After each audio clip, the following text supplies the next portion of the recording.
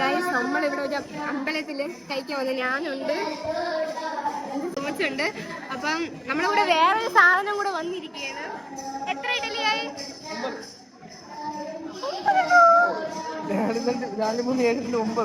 9 ഇഡലിയായി guys. ഞാൻ ഒരെണ്ണേ തിന്നുള്ളൂ. ആണെന്നും കെറ്റിയാ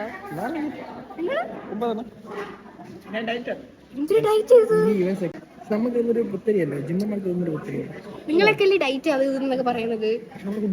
ഇതൊരു കോച്ചാണോ ജിമ്മില്? ഒരു കോച്ചാണ് ഇത് വേറെ കോച്ച്. നിങ്ങൾ ഭയങ്കര തീറ്റയാണ്. ഇത് കോച്ച് വണബി. ഞാൻ ക്ലൈന്റ് ആണ്. എന്നിട്ട് ഞാൻ ഒരു ഇഡലി ഞാൻ തിന്നത് ഡയറ്റ് ഫോളോ ചെയ്ത്. കോച്ചിന് ഒരുപാട് ക്ലൈന്റ് ഉണ്ട്. അപ്പൊ എല്ലാവരും നോക്കണം.